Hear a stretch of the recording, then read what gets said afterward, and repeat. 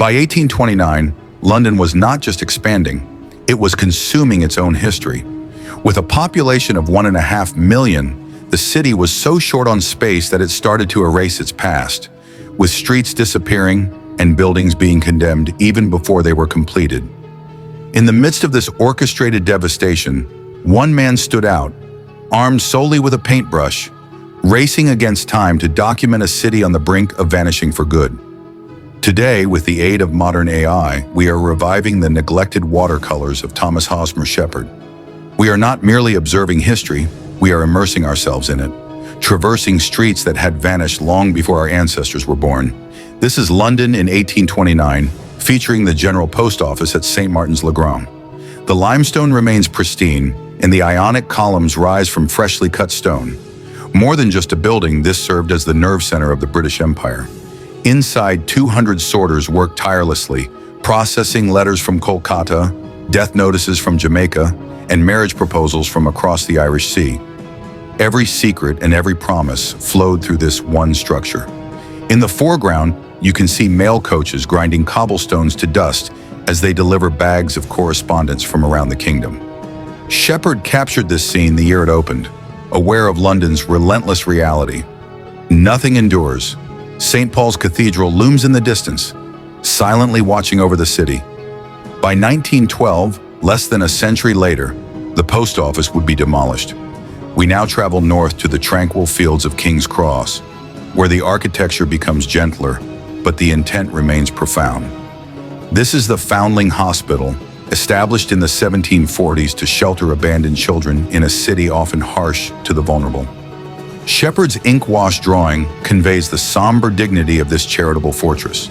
Today, the building no longer exists, but the land is preserved as a public park, echoing the presence of the lost children. In Regent's Park, rising above the trees like a Roman temple, stands the Colosseum, an embodiment of sheer ambition. Established in 1827, it was not a site for gladiators, but a venue for the intellect, featuring a panorama that allowed Londoners to view their city from above without setting foot outside. Shepherd captured its grand Greek portico shortly before it met its demise in 1875. Here in this reconstruction, we observe the irony. A building designed to showcase the city's beauty was ultimately consumed by its growth.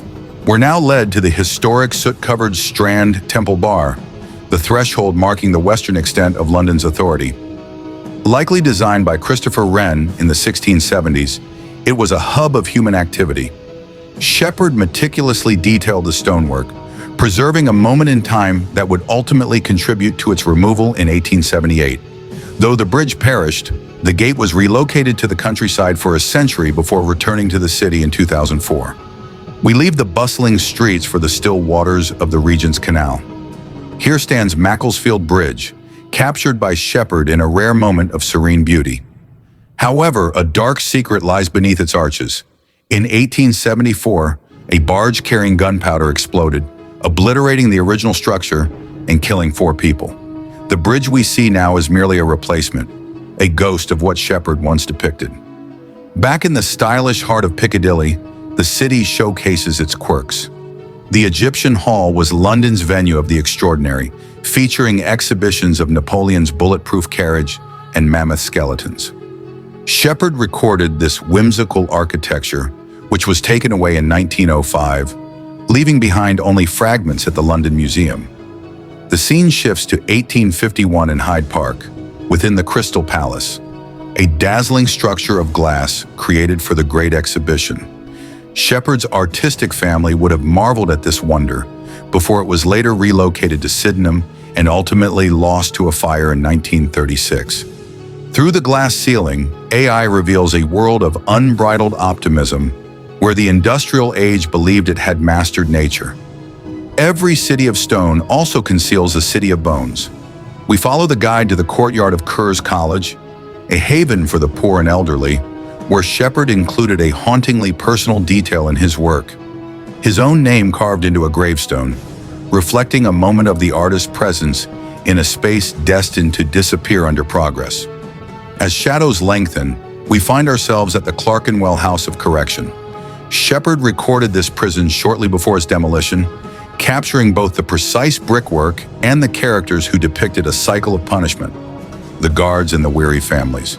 To pave the way for a new London, the city cleared its painful past, burying misery beneath new developments.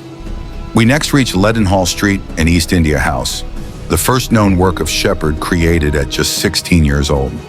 This headquarters of the East India Company dictated the fates of millions from its neoclassical offices. The building was torn down in 1862, just 2 years before Shepherd himself faded into history.